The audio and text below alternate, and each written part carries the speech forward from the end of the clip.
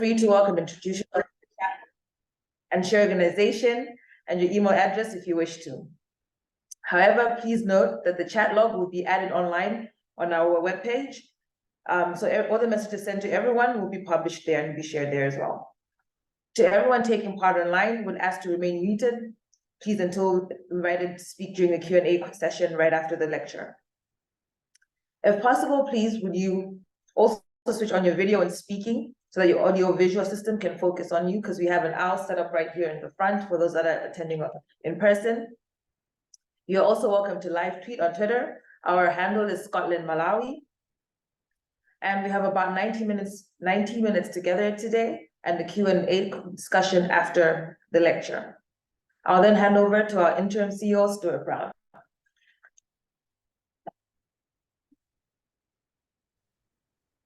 Thank you, Natasha. Good morning, good afternoon to friends in Malawi. I hope everybody is well. The Scotland-Malawi Partnership, or SMP, is a membership network which exists to support, connect and represent the many individuals and organisations in Scotland with dignified people-to-people links with Malawi. Our sister organisation is the Malawi-Scotland Partnership. We're funded by but independent of the Scottish Government, and we aim to encourage collaboration and reduce duplication of effort. Today we gather both online and physically here in Edinburgh City Chambers, the home of Edinburgh City Council, to reflect on decolonisation. In scene setting, I think important to acknowledge that last year, Edinburgh's Lord Provost, the equivalent of mayor or regional chief, publicly apologised for Edinburgh's past role in slavery and colonialism. This acknowledgement was the first step recommended by an independent review panel looking at Edinburgh's past links with slavery. So the building in which we're privileged to be able to meet today has historical structural baggage. Post-COVID, we try, the Scotland-Malawi Partnership, to make as many events as possible hybrid so that those in Malawi and those distant from Edinburgh can participate. But 95% of Malawi is off-grid. Data costs are prohibitively expensive for many. And so there are prevailing structural challenges even to be part of the discussion on decolonisation. Malawi is today at the sharp end of the impacts of climate change. Authoritative reports state that over 4.4 million people in Malawi will be without food from this month, October 23, until March 24, in part due to Cyclone Freddy in the southern region and droughts in the northern region and lakeshore. The causes are many, but ongoing structural power imbalances and inequitable distribution of wealth must be part. We're fortunate in having Dr. Yona Hisbon-Matemba to challenge, stimulate and support us in navigating and reflecting upon issues of decolonisation. If you haven't had the chance yet to hear Dr. Matemba speaking online in the People-to-People podcast about decolonisation, I recommend that to you, the People-to-People podcast. Dr. Matemba is a senior lecturer in the School of Education and Social Sciences at the University of the West of Scotland, an author, fellow of the Royal Society of Arts, trustee of the David Livingstone Birthplace, a member of the Malawi Cross-Party Group, former trustee of the Scotland-Malawi Partnership, of Malawians in Scotland. Dr. Matemba is also the chair of the Scotland-Malawi Partnership's Further and Higher Education Forum. Today is designated by the UN as International Day of the Girl Child, and so it's fitting that we can welcome Dr. Matemba to address us on decolonising the curriculum, why, what and how. Please join me in welcoming Dr. Matemba with a round of applause.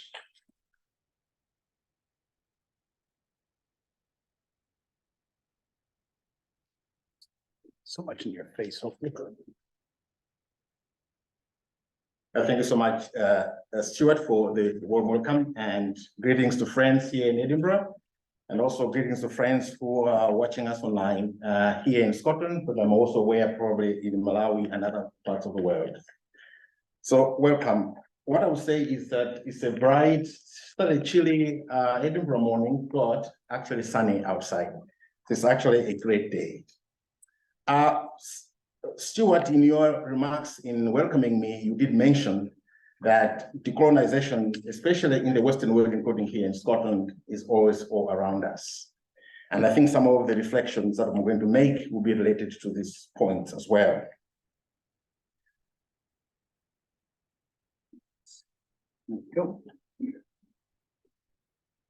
I just want to, in the way I've structured my talk, probably I'll speak for about 45, probably to an hour, to just allow time for reflection and time for discussion. And I think the discussions and reflections are much more helpful rather than simply a straightforward kind of presentation from a speaker like myself. And what I'm going to do is I'll be interspersing my presentation with some quotes, and the quote per each of the slides that I have, and you will be able to see, tend to kind of summarize in a nutshell the thinking around the issues that we are talking about today. And one of the first things probably is this quote by Walter Mignolo. Mignolo talks about epistemic privilege is in the side of the colonizer, not on the colonized. This month, as Stuart had correctly mentioned, and also as at the beginning in the introductions, this is the Black History Month in October.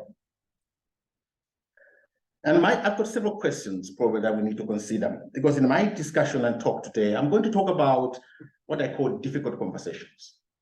Decolonization is never ever a pretty subject to discuss. And so today I'm trying to problematize this and try to open up a kind of a discussion. And so in this month of October, the Black History Month, what are we celebrating? What have we achieved? Has decolonization, in a way, lost its luster? I will ask the question. Who is afraid of decolonization? And if somebody is, why? In 2020, only about a fifth of UK universities had committed to decolonizing their curriculum, despite the rhetoric that they would. Now, I'm assuming that because it's 2020, 3 years have gone by, probably some big developments there. And one of the reasons connected to this is the whole idea of what we call sometimes the anti-colonial movement or anti-colonialism. It's almost like a revolutionary resistance against colonialism and against coloniality. There's a fine difference between colonialism and coloniality. Coloniality as this continuous system of colonialism that continues in the present. So even though we talk about the post-colonial environment or the post-colonial environment, coloniality continues, scripting and guiding and dominating what we do. In the 1960s, and subsequent 70s and 80s, African scholars and other Africanist scholars, for example, Fanon and for example, Ngugi, Chinua Achebe, and there have been others who are beginning to write. And they kind of observed this problem. And the problem, for example, Fanon was talking about that Black people sometimes internalize the complexity of inferiority because they live in a structured environment of coloniality. And this is a hard one to kind of deal with. And then it takes us to the Black Lives Matter. Not that white lives don't matter. Let me just add that. It started in 2013, dedicated to fighting racism, particularly in America, particularly related to Black police brutality against Black people. Generally, that's what it is. It has come now to symbolize this almost an anti-colonial movement, resistance, to not just police brutality in America, but to oppression against white people, not just physically, even also epistemically throughout the world. And so it comes as a shock to realize that in America, there are some kind of what I call them subsidiary kind of discussions, quite troubling ones, where there are groups in America who are beginning to challenge, for example, they're challenging critical race theory and saying that critical race theory actually inflames racism.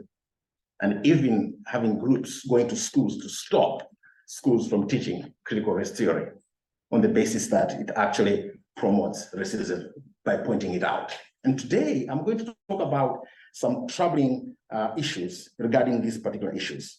But I want to jump quickly to another, what I call the hashtag movement. So the Black Lives Movement is a hashtag movement, but we have another important hashtag movement called the Rhodes Must Fall. Rhodes Must Fall is quite important in 2015.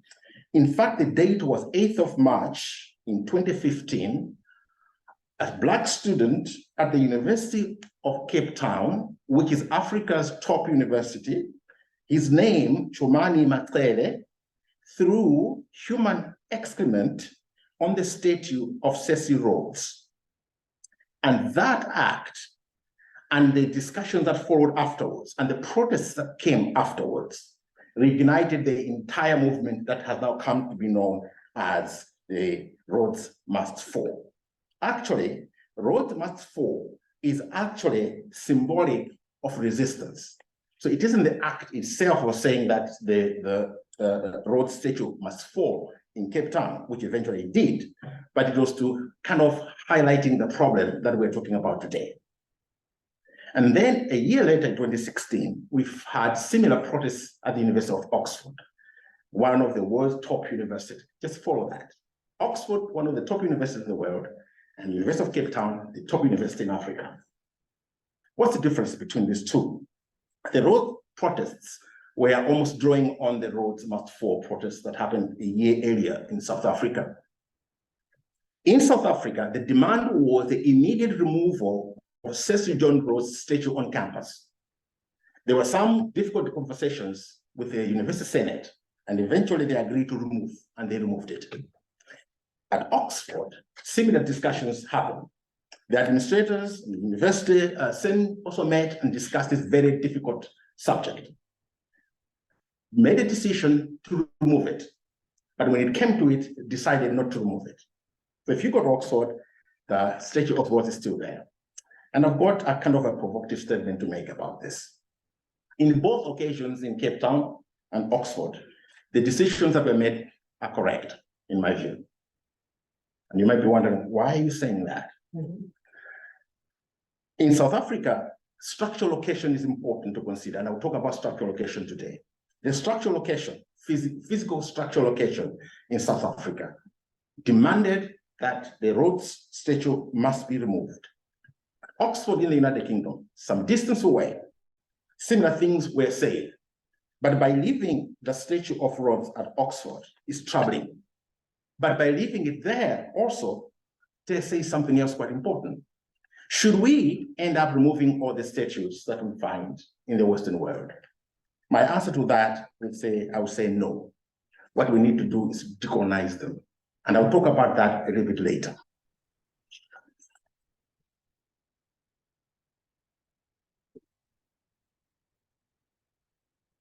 Yet, I live here too. Because one of the issues when we talk about the curriculum is context. Context, context, context. Because a curriculum exists and responds to a context.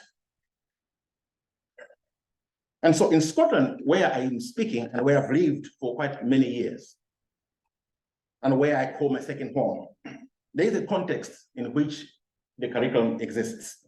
And when I'm talking about the curriculum, I'm broadly talking about a curriculum that may exist in formal settings. Say, for example, in schools, universities, I'm talking about that kind of curriculum. Scotland's social, cultural, political context is important to consider as to ask the difficult question, to what extent does the curriculum in Scotland respond to the issue of decolonization, or does it respond to the problem of slavery and the slave trade? Scotland's collusion with colonialism as part of the British Empire is well told, it's well known. There are many historical connections with slavery everywhere around. It's called Glasgow cities, for example. 65 of many of the names, street names in Glasgow alone are related to slavery and slave trade. In Edinburgh here and many cities, that seems to be the case as well. The River Clyde shipbuilding, connections to the transatlantic slave trade is a well-known story. Scottish slave owners were beneficiaries, direct beneficiaries of a secret payment by the British government. The money was so much in terms of amount that 40% of the entire British budget was used to pay off these ex-slave owners because they had lost their property, especially in the Caribbean, on the farms and slaves and so on and so forth. One name comes up for mention, the Inverness slave owner, George Rainey.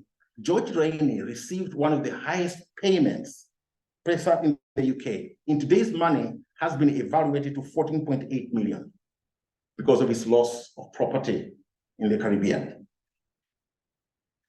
Another context that's worth considering is that despite what we call the moral debate about difference, the Scottish missionary movement is also complicit with imperialism and with the empire. And you notice that I prefaced it with the word moral debate about difference, and you can ask me about it later and I will explain more. Scottish Museum's colonial legacy, the loot of antiquities from colonized lands is well known. And I talked about Scottish street names, talk about statues. And if you notice, maybe in the next slide, if you notice at the corner there is the statue of Hene Dadas.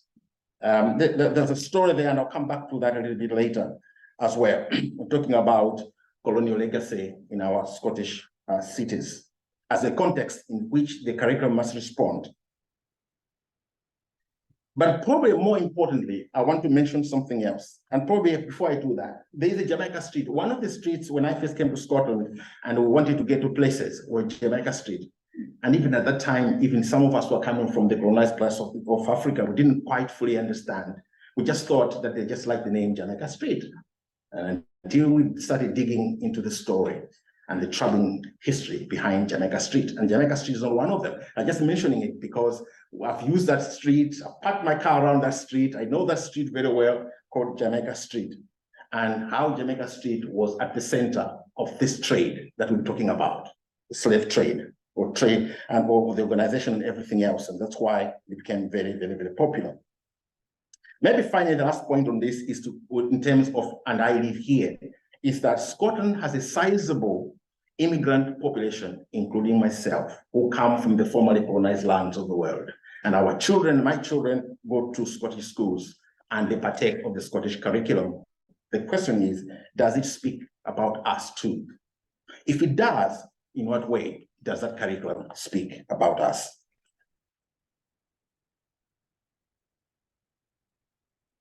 Complexities of the curriculum. The curriculum is a complex phenomenon. What is a curriculum, we might ask? And this is, if you read many different books, there are different definitions of what a curriculum is. It's really difficult to find one actually exact definition of what a curriculum is, because it means different things to different people, depending with the second part or the types of curriculum. Is it a formal curriculum? Is it official curriculum? Is it the actual curriculum that teachers in class actually deliver? Or is it the informal curriculum that exists outside the formal curriculum of teaching and learning in the classroom, but that's happening elsewhere in the school? Or it is what's called the null or excluded curriculum, the curriculum that's been excluded or not included to be taught, or aspects of it not to be taught. So in my view, what's a curriculum? To me, it's a totality of students' regular learning experience and related other experiences. Here I mean experience in the classroom, but also experiences outside the classroom in the wider school that are occurring in the educational process of the child, whether these are planned or they're not planned. To me, that's almost a holistic understanding of what a curriculum is. If I talk about the excluded or the null curriculum or the excluded curriculum or the hidden curriculum, the question is, could it be that there are certain things that ought to be taught, but they are hidden in the curriculum? What do teachers actually deliver in the classroom when it comes to the curriculum? Now, let's consider again the issue of structural location, and I'll come back to the issue of structural location. What is the structural location of the teacher who's teaching the curriculum, who's delivering the curriculum? What is the structural location of those people who are making the official curriculum? By structural location, I mean, have they declared their position, where they are when it comes to the issue of coloniality? Where are they in the spectrum of coloniality? And because we have this complexity of the curriculum, it's very easy to see how a curriculum can exclude certain knowledge. And there is a thinking behind this, actually, that trying to explain this. Why? Because what a curriculum does is that it encapsulates the norms, the values, the ideologies, the philosophies, the thinking that a society thinks will benefit the child. Society thinks will benefit the child. We call them curriculum actors. So society doesn't go in a boardroom or in a meeting to make a curriculum. We trust what we call curriculum actors. Government officials, some stakeholders who are invited and sit on a little table and they design the curriculum and say, I think we think this will benefit the child. In a way, what they're saying is, we think this will benefit us, because the children are our children. So we want our children to be oriented in a certain way of thinking, or doing, of knowing what we want them to know. And so what does it mean then? So if it embeds values, it embeds philosophies, it embeds norms, it means that there is sometimes a political agenda, there's sometimes an ideological agenda in the curriculum, there's sometimes an educational agenda in the curriculum, there's sometimes a cultural agenda in the curriculum, there's sometimes an economic agenda in the classroom. The whole point is that the curriculum is not neutral free, because it contains these assumptions, it contains these ambitions, beliefs, religious or not, ideologies, destructive or not, of all this is all encapsulated, included in a curriculum. If you want to have a battle on your hands, try to reform the curriculum. Because every stakeholder is coming to say, no, we're not going to accept that.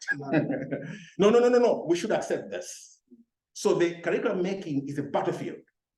And government officials struggle actually to find what they call the right people. And I'm thinking you shouldn't look for the right people.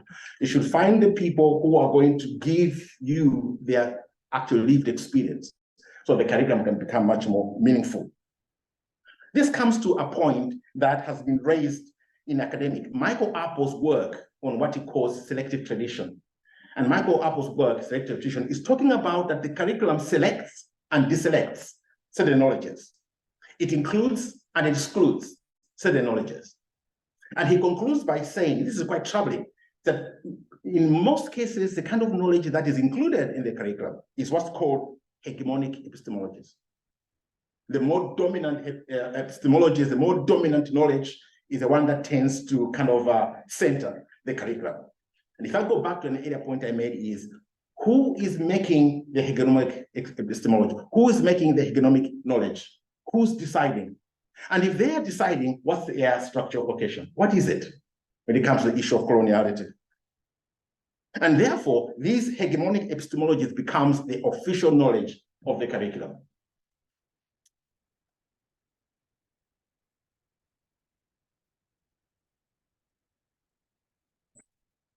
Allow me for a few minutes just to talk about what I call colonial, neocolonial continuum.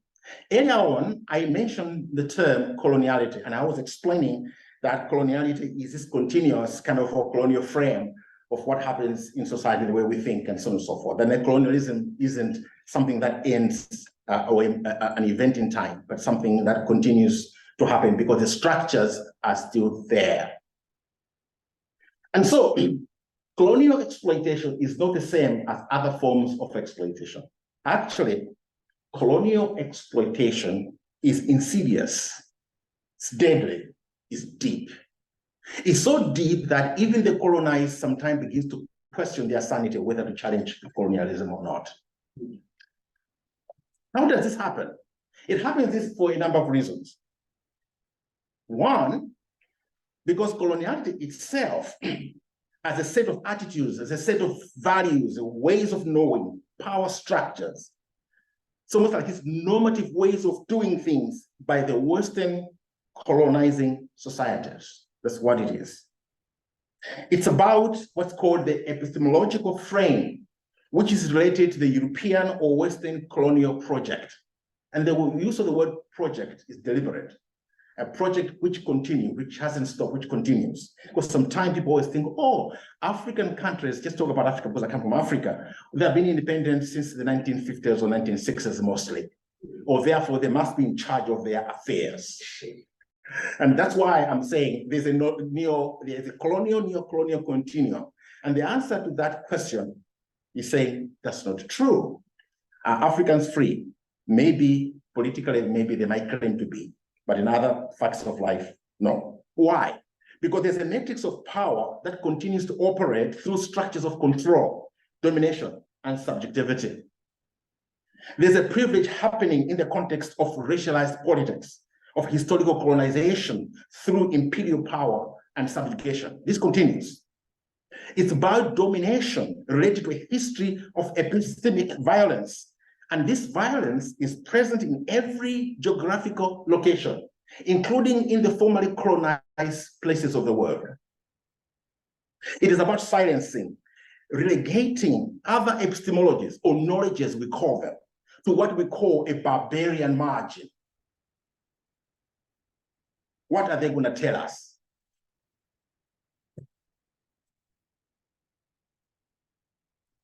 It is also about white fragility. And allow me to spend some time on this subject. Because I'm speaking in Scotland and I live here in the Western world. I have the privilege of being in two worlds at once, or at the same time. Because I'm African, grew up in Africa, and went to school in Africa and everything else, and also had the privilege of coming to the West, and I've traveled quite a bit as well, but I've lived here for 2 decades. So that's long enough. So I have kind of to understand this dynamic from these two kind of contexts in that way. So allow me to talk more about white fragility. Robin DiAngelo, please keep that name and look for some of the works that she has published. Robin DiAngelo, and let me preface this by saying that Robin DiAngelo is white. Robin DiAngelo has written a number of books. One of the most famous books is what was titled White Fragility, 2018. In 2021, she published another book. She titled it provocatively, Nice Racism. And then just this year in 2023, she just published another book called Seeing Whiteness. But I want to go back to her earlier work, the 2018 book, White Fragility. It's quite a provocative book. And this is what Robin DiAngelo says about white fragility. To answer the question, what is white fragility and why is it a problem when it comes to the issue of coloniality? DiAngelo talks about that our segregated societies insulate white people from racial discomfort. That white people, because of white fragility, they hold racism in place. That white people are unused to what she calls unpleasantness that's related to racialized conversations. That white people, as she continues, they lack what she calls racial stamina to engage in difficult conversations. She talks about racial hierarchies, tell white people that they are entitled to peace and difference. And then she says that this difference triggers what she calls white shame and white guilt. And she talks about white shame as we have done something bad. And this shame is expressed through some anger and fear to get involved in the discussion about racism, for example. And therefore, white fragility, according to DiAngelo, holds off the awareness of guilt. And according to DiAngelo, guilt is better than shame because guilt allows someone to do something about it. It invokes action, not shame, which invokes anger and frustration.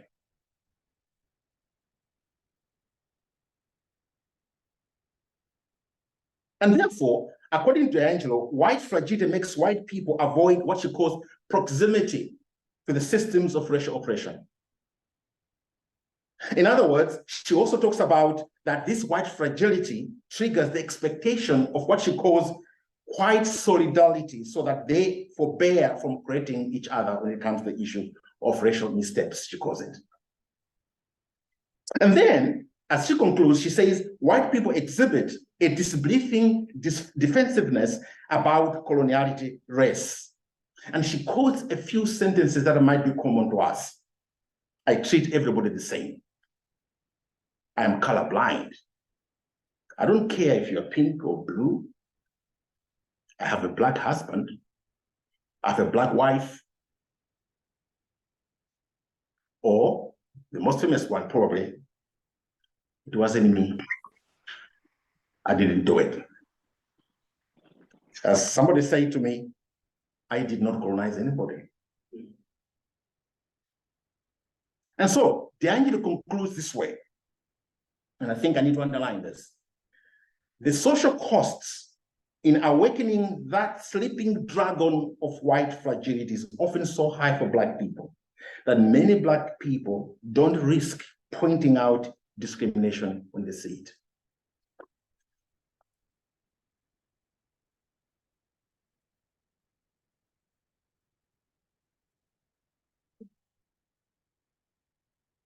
In neocolonial terms, there's trouble there as well also of why this exists. We're trying to answer the question, is the curriculum colonized or decolonized?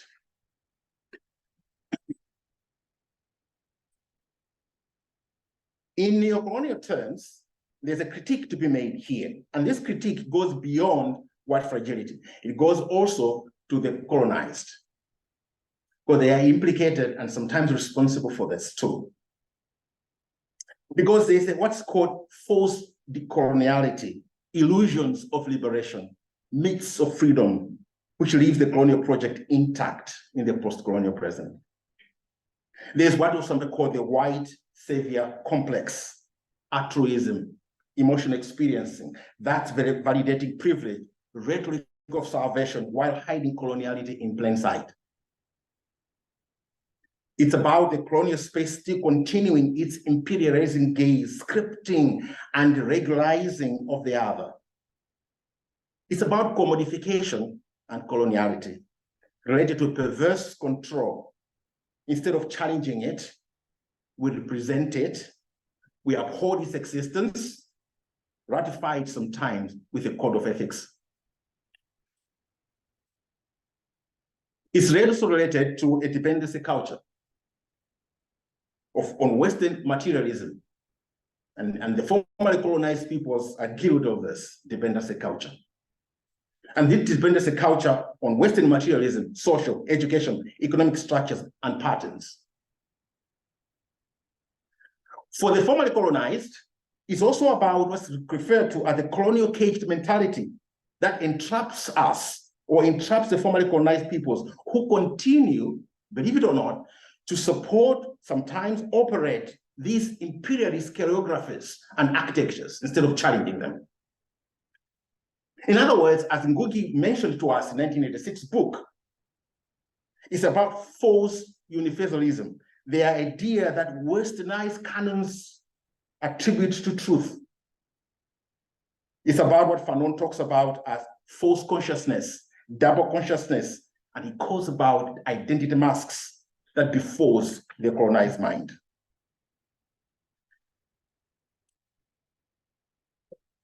The colonized curriculum serves the interests of the rich people as it prepares some people to be dominated. I got this one from a South African journal article.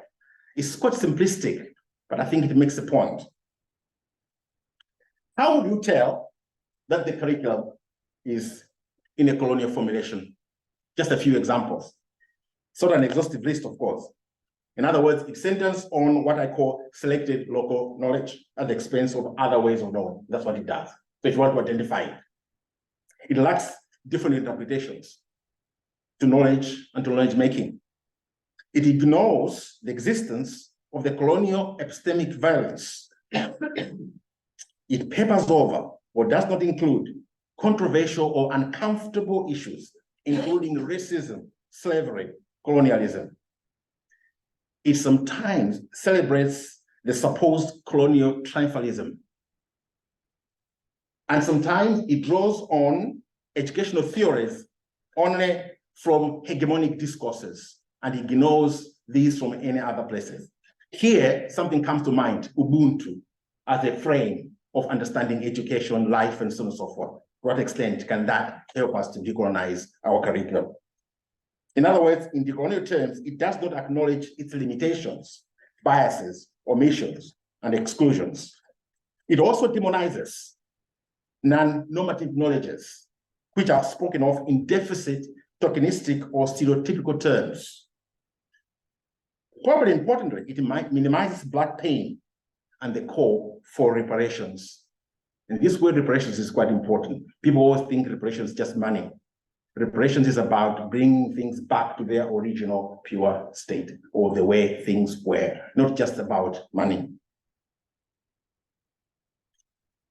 It papers over neocoloniality and structural racism, fails to integrate how power and privilege are linked to patriarchy, masculinity, racism, and other forms of oppression. And as an African man, my structural location is that I'm guilty of patriarchy too, whether I participated in it or not. But my presence as a man growing up in Africa, I'm part and parcel guilty of patriarchy.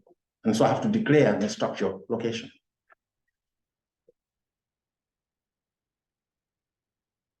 Decolonization, therefore, is what? It is in relation to the place of the other that the colonial experience is articulated.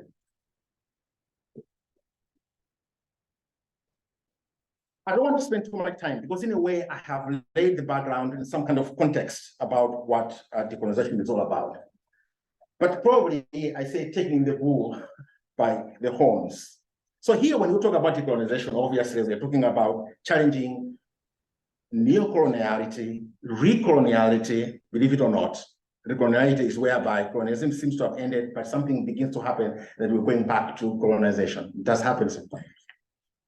And so both in thought, in policy, in praxis, related to knowledge production and how that knowledge is used. So decolonization is about undoing coloniality as I've just described it, that exists in the underlying structures of oppression, injustice, including double consciousness that affect or often before even the colonized mind.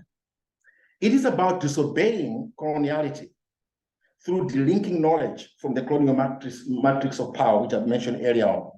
It's about different ways of knowing, different ways of thinking, different ways of doing in challenging coloniality. It is what Nyoni talks about as the embodiment of thought in masking the limitations of the post-colonial settlement and its connection still to coloniality. It's about decentering hegemonic epistemologies, knowledges, to restore reparation, how we have come to know what we know or what we call knowledge, encouraging plurality and democratic open-endedness, and acknowledging that rhetoric about diversity is not necessarily synonymous with decolonization. It's an important point to make. It's about critiquing self, structural location.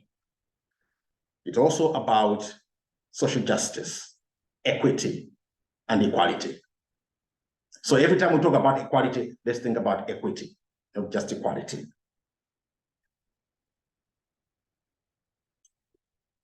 Earlier on, I mentioned Henry Dundas. And this is where I'm coming from, that point I made earlier on.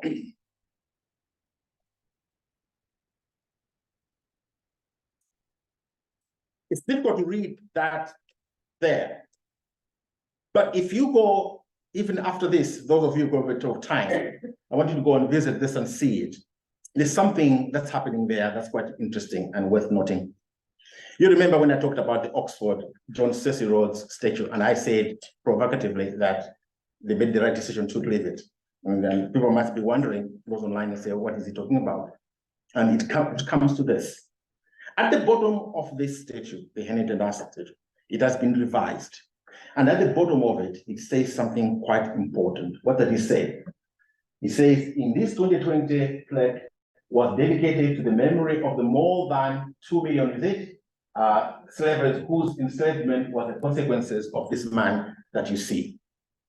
And I'm hoping that at the University of Oxford, what they'll do is they'll write a plaque on the side of Cecil John Rhodes' statue and say, this is who really he was. And by doing that, I've done something important for the curriculum. Because by removing, you erase, and it will repeat.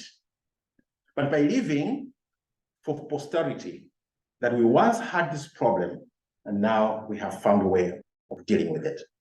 So a good curriculum should be able not to erase, but should be able to decolonize.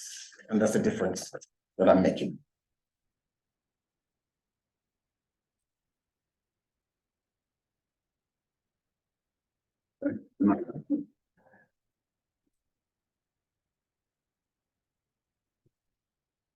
The first one. Oh, sorry. Yes. Stage is 4.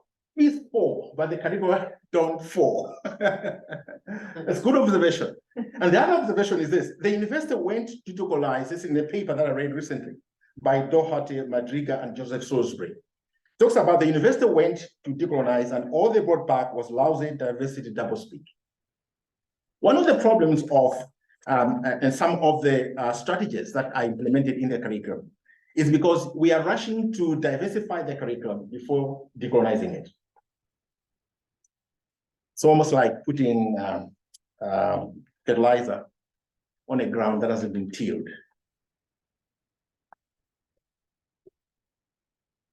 So, how do we decolonize the curriculum? We decolonize the curriculum by paying attention to structural location. The structural location is important. And why is structural location important? It's structural location of place, the policy environment of the curriculum, and the educational actors who are involved in curriculum making and implementing the curriculum. And these educational actors include the teachers. What's their structural location? And you know that there are certain subjects. Earlier on, I was talking about the narrow curriculum, or the hidden curriculum. And I'll talk about exclusions and inclusions in the curriculum. Because sometimes a curriculum can say, these are the things that ought to be taught. But because of the teacher's structural location, he makes the decision not to teach it. This is what's called the actual curriculum, not the formal curriculum. That's the difference.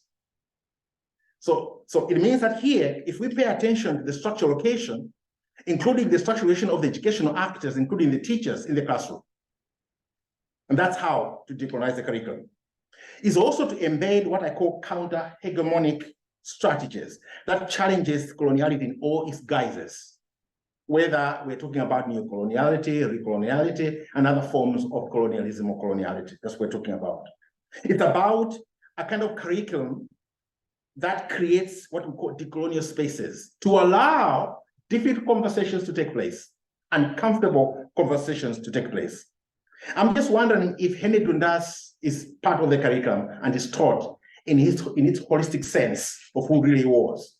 He achieved some things, but also he's guilty of actually perpetrating the very issue about slave trade and slavery and so on. So there have been a lot of debates about him, by the way. Others arguing and say, let's leave bygones be bygones, let history bury itself. In fact, if you just go on the internet now and you see the debates that are going on, it can be troubling sometimes. It's a kind of curriculum, if you to decolonize it, that hears different or multiple voices in knowledge making in the curriculum. So hearing not only the dominant voices in the society, but also hearing the minority voices. And in the curriculum, there's no minority voice. All voices must carry weight in the curriculum. It's about fostering an inclusive practice, democratic and anti-racist education through critical engagement rather than conformity to knowledge in the curriculum. And here's my point to emphasize. I mentioned a part earlier on. And how do you decolonize the curriculum? You must, first of all, decolonize it. I'm using the double word. In other words, deal with coloniality first. Because coloniality is about structures that continue to script everything else, including the very person who's speaking, including the very person who's writing minutes. Have you ever noticed what in the meetings where somebody's taking notes and then you read the notes, but they're not syncing with what was said? Because the person, kind of the brain works, he or she is removing stuff that she doesn't fully well agree with. And because the things that she thinks everybody wanted to say, not what they say, wanted to say. So if we deal with culinary first, it just helps before diversifying the curriculum. And that's why in most of our schools, especially in the Western world, we have a lot of anti-racist programs and strategies that we have in our schools. But sometimes they don't work as effectively. Why? Because the structures of coloniality still remain. That's very true. Yeah. And I argue also to say, teach white fragility in all its complexity. Let's not be afraid teaching white fragility to our children, including our white children, our Black children, including our white children, to know this sort of thing so that they can avoid the traps that I've just highlighted, what D'Angelo was talking about earlier on. It's about teaching the difficult colonial history. And the United Kingdom has a lot of it to teach, or a lot of it to cover. What also is helpful in a decolonized curriculum is that by using diverse sources of knowledge to inform teaching and learning, not just only using actually dominant or sources of knowledge or the usual ones. This one, important one, challenging racial stereotypes when they occur is one way to decolonize curriculum. Not avoiding the discussion, but challenging it and having a conversation. Oh, by the way, also is to make sure that the issue about decolonization is not only about white people talking, Black people talking about it. It's about all of us talking about it. It's not a Black issue for them to stand up and say, oh, we need to do this here, blah, blah, blah. No, no, no, no, no. It's for all of us. Why? Because it's a human thing to do. Also, alter your assessment, including using non-traditional methods of assessment.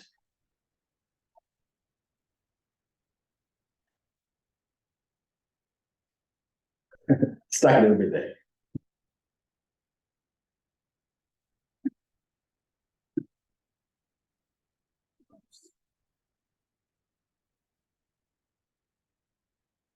Indeed.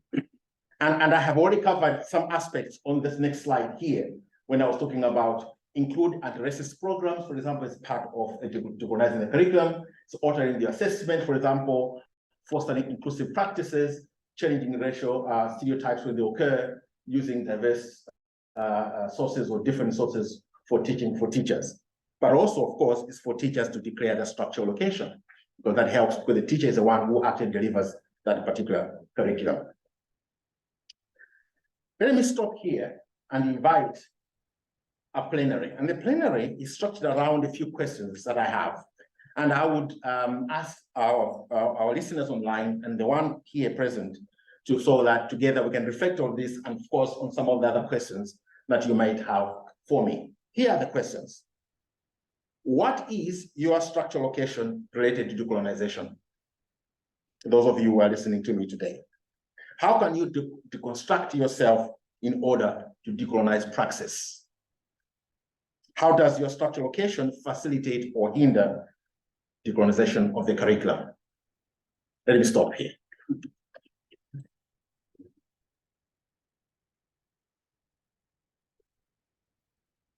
Wow.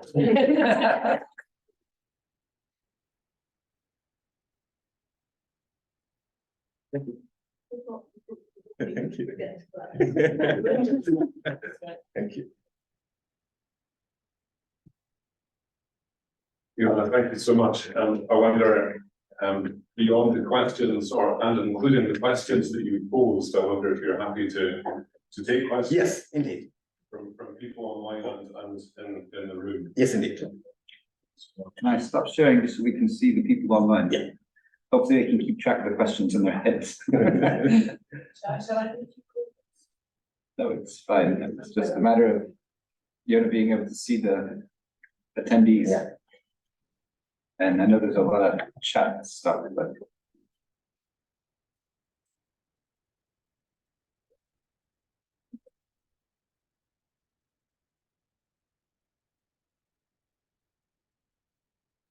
That's lots of interest and comment, Yona, in the chat function. I wonder if there's a question or a comment they'd like to pose. there's Pedro online there that has their hand up. I don't know. Good day. Can you hear me? Yes, very well. Hi, Yona. It's Pietro. How are you doing? Hi, Pedro. I'm fine. How are you? Not to worry. Thank you. Thank you for a very thought-provoking discussion and presentation. Whenever I see decolonization in curriculum, I have to put everything aside. So I would like to think a little bit with you and perhaps just give a particular argument and then by the end just frame it in a question, because having thought a lot about decolonizing the curriculum and using that very phrase, decolonizing the curriculum, I've also often asked myself, what does that verb or that act of decolonizing imply? And after quite a long time, I've come to the realization that I think a lot of our decolonial efforts, especially in South Africa, and the research in the context that I've done here has shown that we end up decolonizing curriculum models that are colonized already. That is a problem. It is the colonizer. So we are trying to, I always explain this in this following way to my students. It's as if we are having an iPhone 1, but we want AI technology of the future to operate on it. So we have these old curriculum models, but we want to decolonize it. And I wonder to what extent we should be okay with curriculum definitions being all over the place. Is it not the very fact that curriculum is not changing that is prohibiting us from decolonizing in that sense? And to what extent are our attempts to decolonizing the curriculum, if we don't rethink the theories we frame our curriculum in, to what extent does that not just lead to decolonial washing in the same sense that we have environmental washing that leads to people just saying on paper, well, we are decolonized, well, we are talking about Ubuntu, we are talking about this and that. But the real epistemic violence pertains or persists to be in that particular context because people's minds have not changed. The decolonial sensibility needed is not there yet. So I suppose if I were to quickly summarize my question would be something in the line with, do you think we can decolonize the curriculum if we don't first ask fundamental questions about the theory and philosophy of curriculum itself? Thank you. Thank you so much. Yes, it's precisely the fact, actually. I mean, even it goes, I can add even the issue of structural location to it. Because when we are talking about decolonizing the curriculum, and maybe we don't answer the question, why is it that this rhetoric about decolonizing the curriculum has been going on? And if you check, very little is happening. Earlier on, I talked about when a fifth of UK universities in 2020 had talked about rhetorically that they were going to kind of decolonize the curriculum, but very little has happened.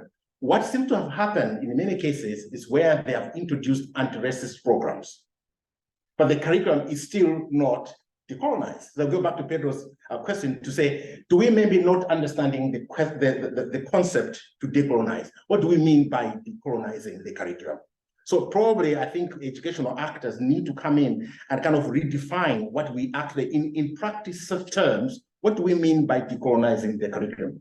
Because in a way, she's quite correct. What we're doing simply is that we're still using the language and the framing that's colonized already to understand something we want changed. And then we find ourselves paddling on the same spot, so to speak. Nothing really moves for that particular reason.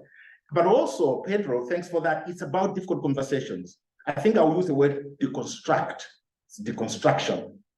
Is to just disassemble everything and then start again and say, okay, if we had a clean slate, what would we do? How would our curriculum look like? And I'm just glad, a little bit glad, because I'm hearing whispers that the Scottish curriculum might go up for some review. And I'm hoping at that point, when the curriculum is reviewed from the Curriculum for Excellence that now we know the last 12 years or so, that there will be fresh thinking, completely new thinking, clean slate, open it up and say, invite not just the traditional stakeholders, but invite all stakeholders. That should matter. And come and sit on the table and say, how do we want our children moving forward in the future to learn and to know and to account for what is called knowledge? Thank you.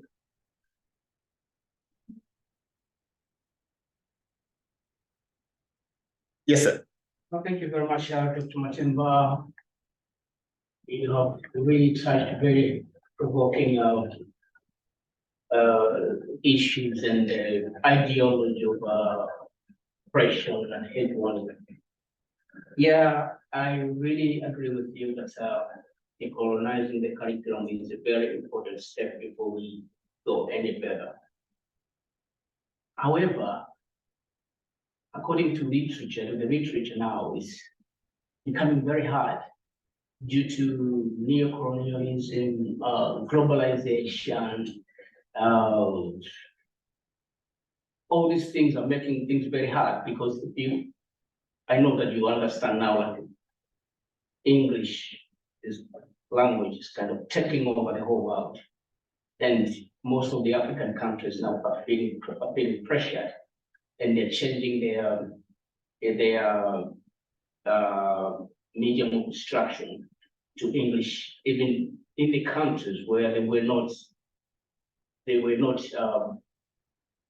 in the past, they were not colonized by British or wherever, whichever country from the West. So in that perspective, what do you think should be done? Because most of the African countries now, they feel like politically, they feel trapped, they feel fully controlled because of these very, very strong ideologies that have been put in place, as you said before, from the start. An ongoing thing. So that one thing comes on and another one comes on. It's connected. And make sure that we're still being in control. We claim that we're independent, but practically we're not really independent. Yeah, I think that's what earlier when I was talking about the neo-colonial continuum, that it continues, and it continues in the way you are describing it. And so the use of English language is a very good example. I've written something about that, and my critique of it. Got some of my own doctoral students who come in and they're thinking, oh, we need to learn English. I say, why? Oh, because we're going to be international or some sort of, yes, that argument I accept. Well, why else do you need it? It's about dominance. If a language is used as a domineering force, but if it's used to communicate, otherwise I wouldn't have been able to be here and be able to communicate with my friends who use English. If somebody here, a child you have lived in Malawi for quite a while, if you spoke Chichewa fluently and you went to Malawi and you're speaking Chichewa to people there, right? It's a mode of communication. So if it's able to communicate with us, that's fine. But if it's used as a tool of dominance, and unfortunately, this is what Fanon and Ngugi and others are talking about. They're talking about precisely the point that you've just made, that the formerly colonized or the colonized mind begins to accept his own suffering, using those terms.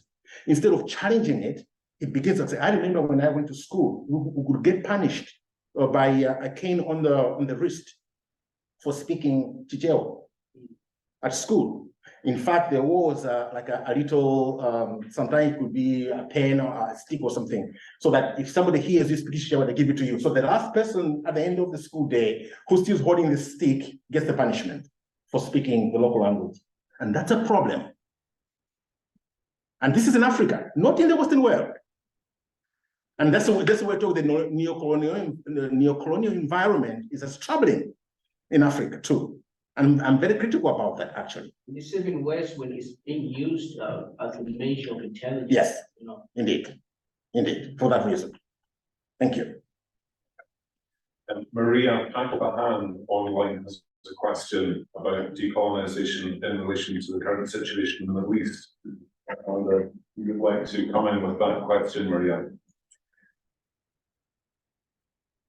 Hi, Maria.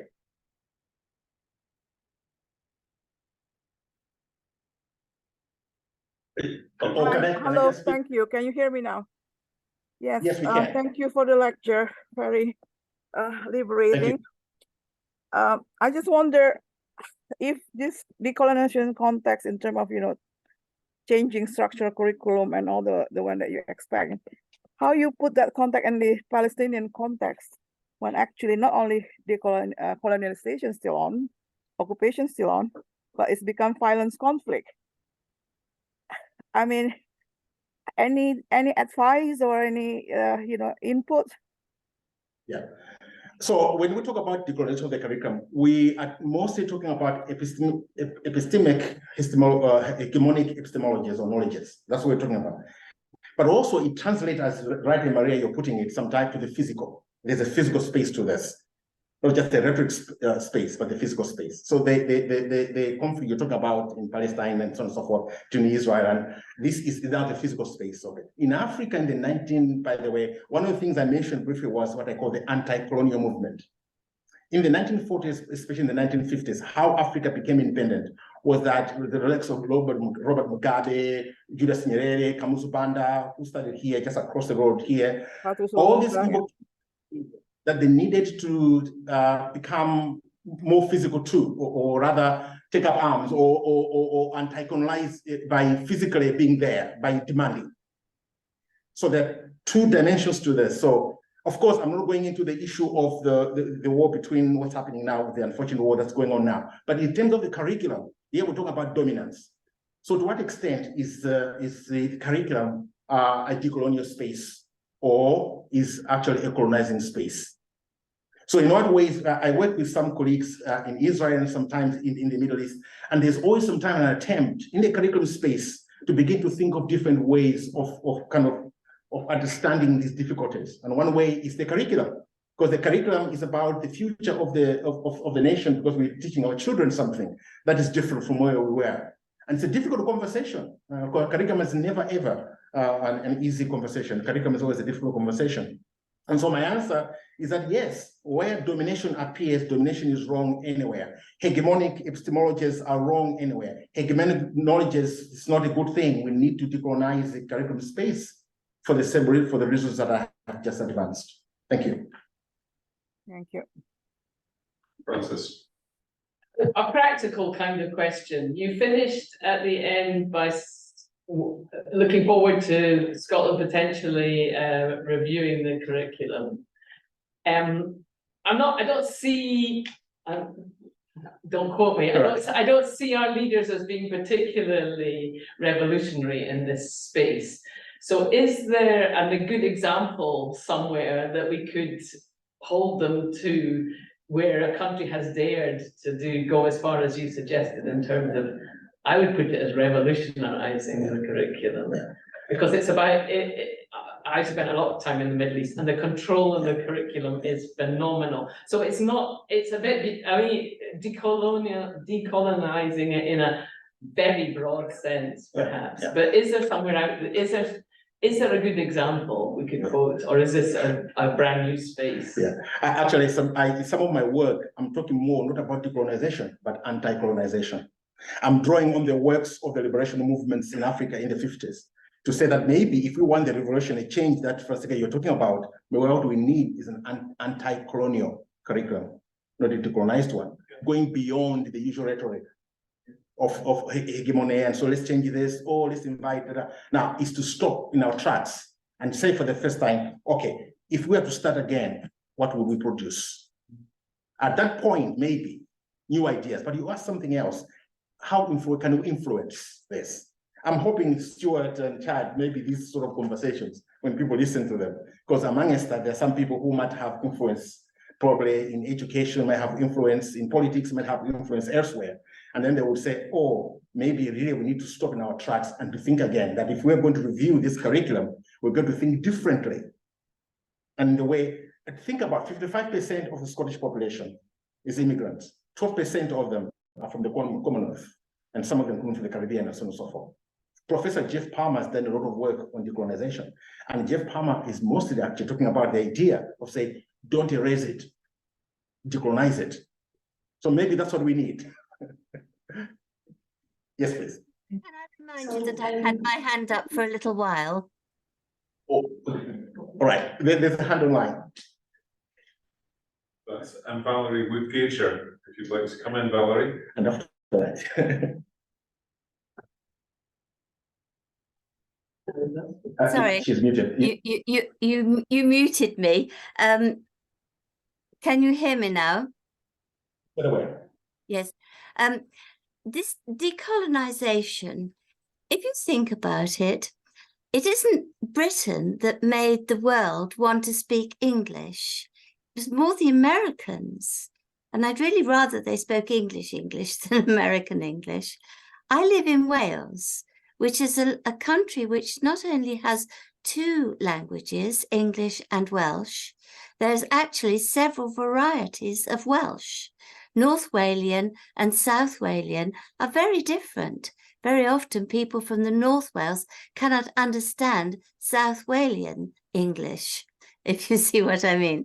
And in most countries around the world, particularly in African countries, I know because I visited Uganda a few times that there are at least the minimum number of languages they acknowledge is 7, but in fact there are more.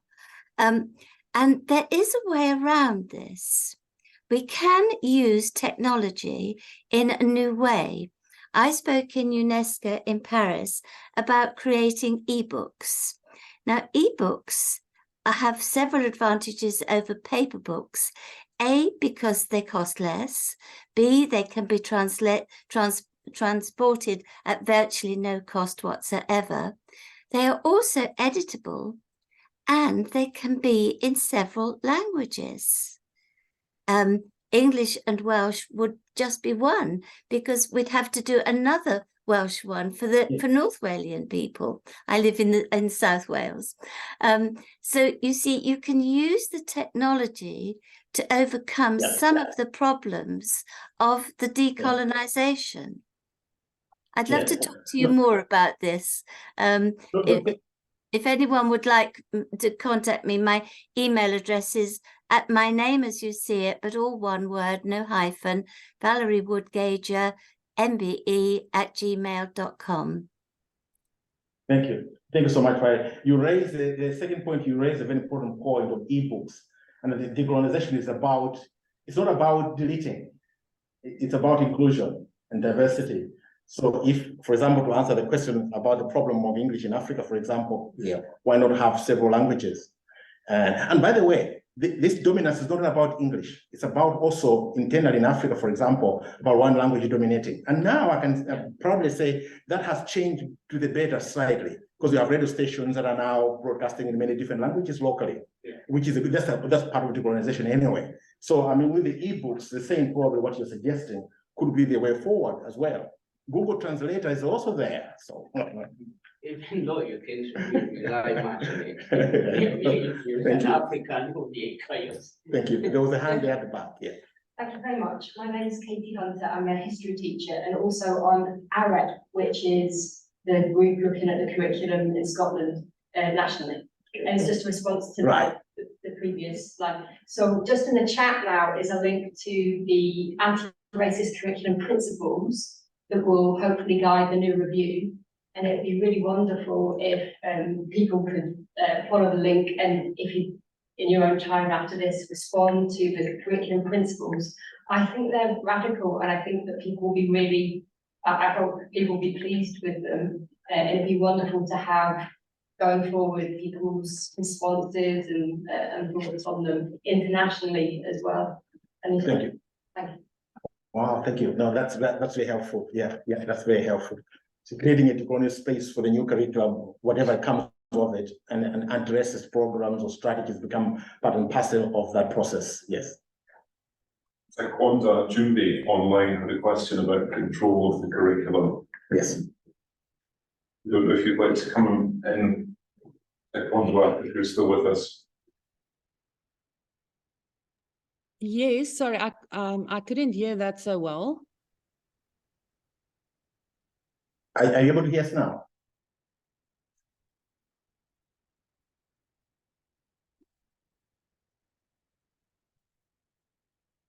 You want to try again so we can hear you?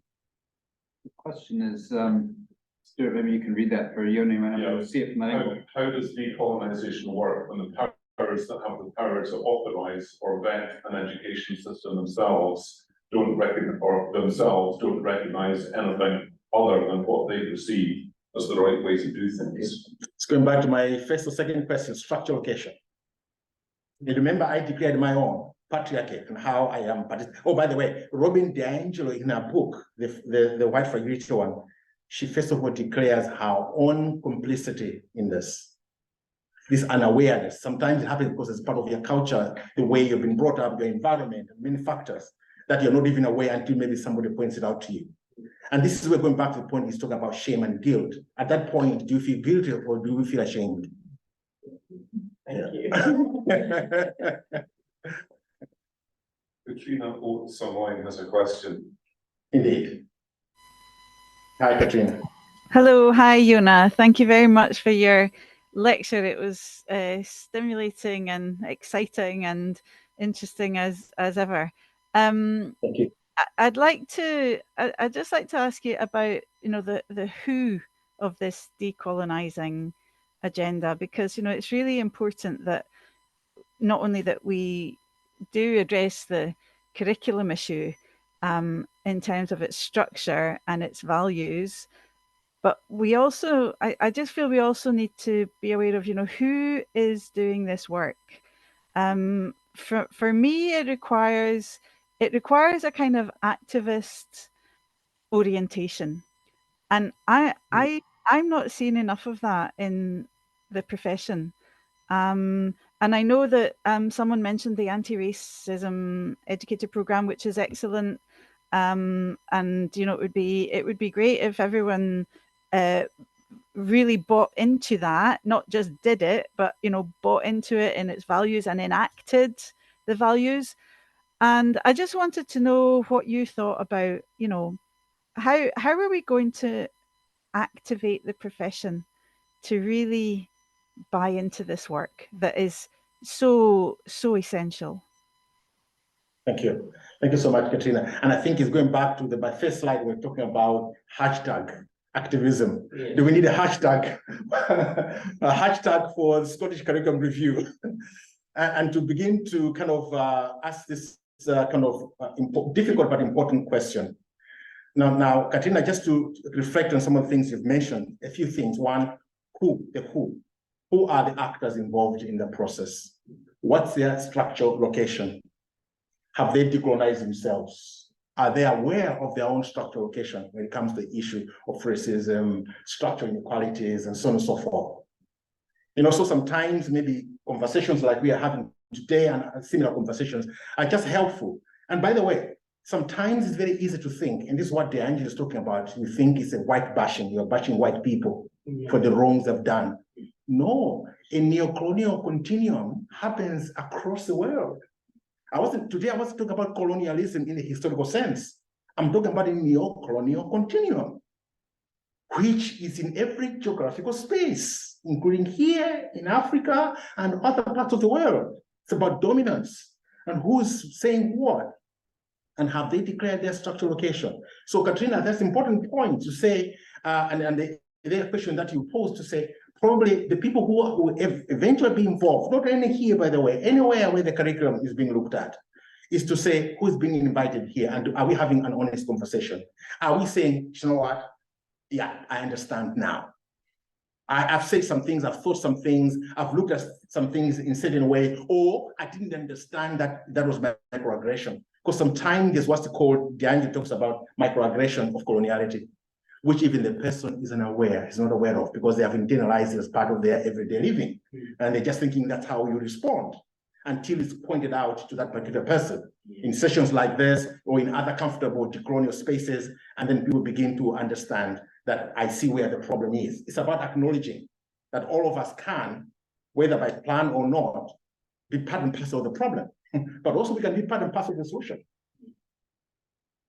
Thank you, Katrina. I saw a hand there as well. Yes, please. My name is Emma, and I work with Christian Aid in Scotland. Which might tell you something about my structural location. Right. I also work with a network of organisations that are working with schools on global citizenship education, and a lot of the kind of anti-racist education work. And I wonder if you have any sort of practical suggestions of how we support teachers who are really keen to explore this further. Is it through teacher training? Is it through the kind of external initiatives like the anti-racist education programme? What are some of the ways that we can kind of work within the existing curriculum? Because obviously it's going to take time to try and change that. My day job, I'm an educator, so I do teacher education, so I do go to schools, train teachers, that's my everyday job. And one of the things I say to my students is acknowledging, is to be critical of everything that's there for them. It's not to take it as given. Nothing is given. So a curriculum is produced for you, and this is official curriculum. And by the way, Scotland doesn't have a prescribed curriculum. It has what's called a suggested curriculum. So the curriculum for excellence, a school can decide not to use it, can use a curriculum from anywhere in the world. Until you get to assessment. Until you get the assessments. And so the schools are forced to use it. And so I think that, but I think by allowing, but one of the things I would say is, who is there? Going back to Katrina's point, who is there? Who is involved in these discussions? And whoever is involved, what's their structural location? Are they aware of it? Sometimes we're not aware of it. Sometimes we become more aware of it when we meet other people and we're having a discussion, we are reading more about it, or we go to conferences where difficult questions are being asked and it allows us to begin to reflect. So what Robin DiAngelo in her book, especially the White Fragility one, she talks about, she had a lot of, she used to teach in universities until she started writing and she realized that actually she was part of the problem. So she's coming from that experience and beginning to say, oh, I understand it now. So maybe to answer your question in a practical sense, is to invite, if you can invite people who are going to disagree with you, you're in the right space. Yeah.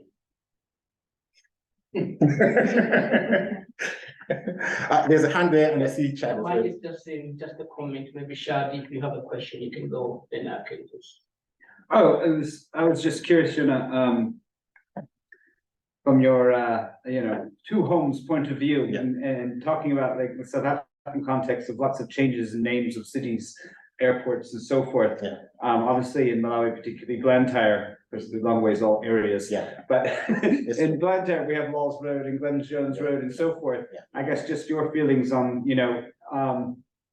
is there any movement in Malawi to change those names? Should they be changed? What can be? Yeah. As a whole point, and I like it. Jeff Palmer, Professor Jeff Palmer, said this about this. He's reflected on this, and he was asked a similar question in one of the many sessions, and he said, "Not necessarily. Why do you want to change everything?" He asked the question. He became quite unpopular about this.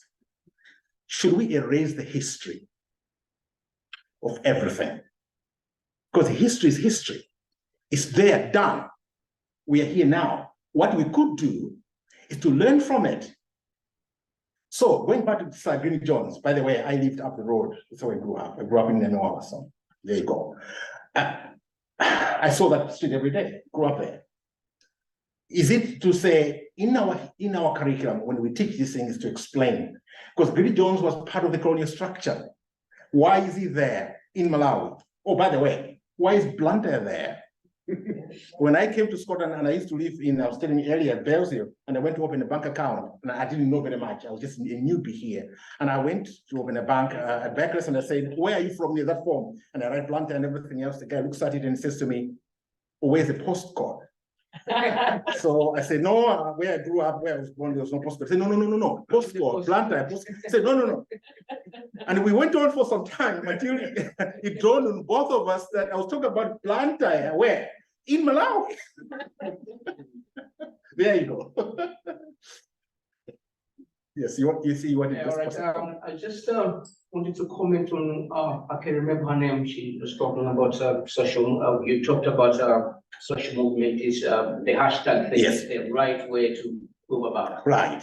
I think in terms of, like from where I come from, Malawi, I think the social movement will be a very, very important thing, like could be really effective to bring that change.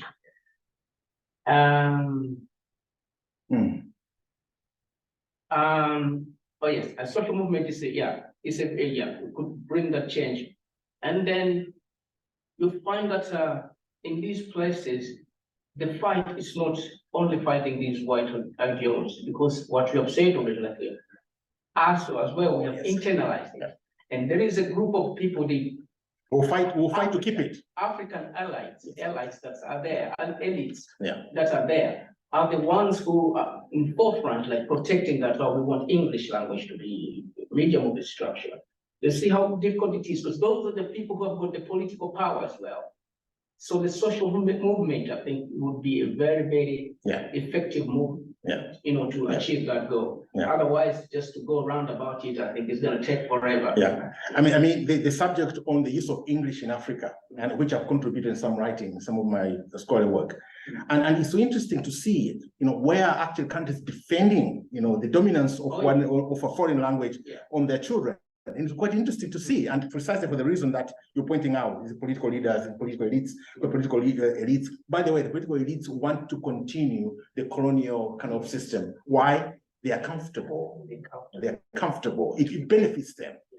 If you take away that benefit, then they'll see the problem. But if this is benefiting them, why would they want to change it? And this is an important question you're asking, actually. It's going to this, and one of my concluding thoughts. When you talk about decolonization, is understanding that decolonization or coloniality exists every other parts, and in our thoughts, in our attitudes, in our minds, because our environment creates this. So it's not about being in Scotland or in the West and an African standing up and saying, oh, you white people, we have fragility, you white people. No, because as you rightly put it, it is a problem, it's globally. Coloniality is a problem that affects everybody, regardless of your color, regardless of your geographical space. It's a problem to be dealt with by all of us. This has stimulated a lot of chat and interest, not just in the room, but also online. There's some comments, and they will all be shared. And if you're happy, your slides will be shared. Thank you. Yes, as well. Yeah. May I invite our chair, Professor Heather Kuby, to offer some closing remarks. Thank you. Thank you.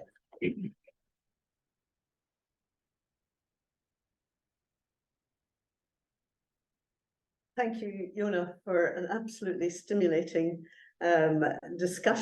presentation and discussion. I love the way that you framed this, going from the why, the what, and the how. But I'm totally Scottish. My psyche is a reticent Scot, unwilling to be too embarrassed by the difficult conversations. So what you have said is something that is national, and it's a national characteristic. You're talking about a global, it's all in our global minds, where we can try and correct history so that there are meaningful discussions, whether it's in schools or throughout the society. It's not just schools and curriculum, it is society as a whole. So thank you for the insightful comments about the detailed why on the difficult conversations.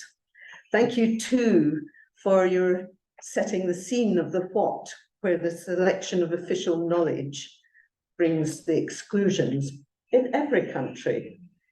And pointing out the need for the lived experience in being part of that.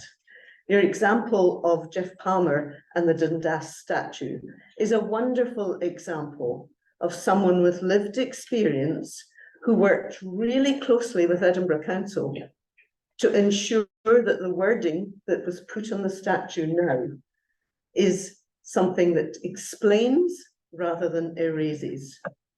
And I think it is certainly an example that Edinburgh should be quite proud of trying to do. So then the how of the curriculum. I have to say your reference quite frequently to Robin DiAngelo's work made me realize, I'm very guilty of white fragility. And the 3 questions you put up at the end of your presentation left me, I was unable to clap because I was thinking about how I could answer them. Perhaps it's incumbent on everyone who has attended both online and here to try and answer those questions for themselves. The plenary has led to very interesting comments and varied questions, including how we decolonize in other parts of the world, and what the impact of what's happening elsewhere will impact on what we try to do. You put up an example of China's curriculum being incredibly insular in its current direction. How exclusive is that?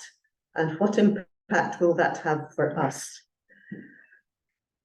I was delighted about Katie's suggestion that, or not suggestion, telling us that Scotland is beginning to move forward. And there is the potential there to restructure our own curriculum, linking it to curriculum for excellence. A brilliant idea, just hasn't quite worked all the way through. Can we get it correct this time? Great to ensure that there is more of that lived experience coming through into those changes. And actually, as you mentioned, Scotland's immigrant population is quite large. It's not just African, as you mentioned. And actually, Scotland needs more immigrants. Can't get too political, of course, but we do. We want to be multicultural. We want to understand. We want to make sure that everyone is involved in the way we lead our lives for the future. And that surely is the who. Thank you so much for what has been incredibly stimulating. I look forward to reading again and looking at your slides. Thank you, Iona. Can we all